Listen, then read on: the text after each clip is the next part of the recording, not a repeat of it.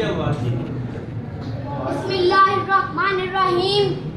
जनाब साहब, मोहतरम असातिज़ा-ए-किराम, अरबाब इल्म व दानिश और इल्म के समंदर की भरती हुई लहरों, अस्सलामु अलैकुम रहमतुल्लाह। मेरा मौज़ूए गुफ्तगू है, हम जिंदा कौम हैं। उस कौम को शमशीर की हाजत नहीं रहती, उस कौम को शमशीर की हाजत नहीं रहती हो जिसके जवानों की खुदी सूरत फौलाद। इस्लामी तारीख में सिर्फ दो रियासतें नजरियाती और मजहबी बुनियाद पर वजूद में आई, एक मदीना मुनव्वरा और दूसरी इस्लामी जमहूरिया पाकिस्तान। तकरीबन 1400 साल पहले कहना तसव्वुरात में डूबे हुए जहालत की तपिश में झुलसे अरब को कोई नहीं जानता था। फिर खानदाने बनु हाशिम में इल्म और इरफान का आफ्ताब तलू हुआ, जहां एक तरफ इसकी किरणों से दिलों के तारीख तरीके नूर हिदायत से मुनव्वर होने लगे, वही हयात इंसानी को उस्मा हसना का रोशन मीनार मिल गया।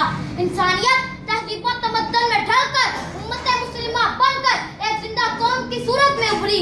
आली वक़ार 1369 साल बाद तारीख ने अपने आप को दोहराया और 27 रमजान 1369 हिजरी बरोज जुमा यानी 14 अगस्त 1947 को इकबाल के तसव्वुर और कायद की रहनुमाई में बड़े सगीर के मुसलमानों ने अंग्रेज और हिंदू के तसल्लुत से आजादी हासिल करके अपने जिंदा कौम होने की मिसाल पेश की।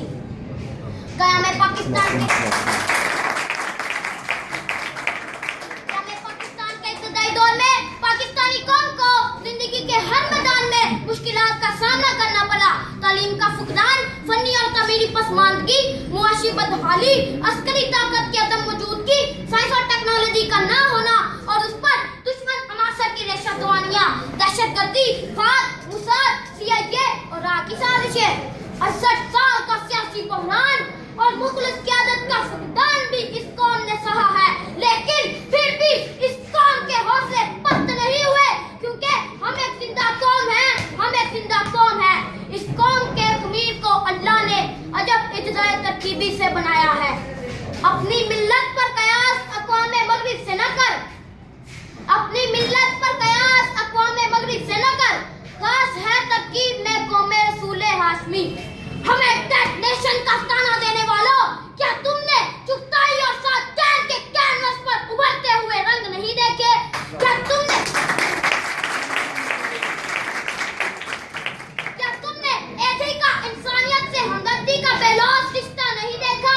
क्या डॉक्टर अब्दुल कदीर ने हमें दुनिया की 7वीं आत्मिक ताकत बनाकर तुम्हें अंगुष्ठ बदंदा होने पर मजबूर नहीं कर दिया?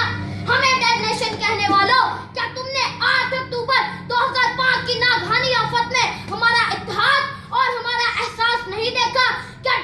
क्या सानाए पिशावर पर हम सब अपने फिरके, जुबान, तबकाती तकसीम और रंगो नजर के फर्क को भूलकर एक ही मरकज पर मुत्तहिद नहीं हुए?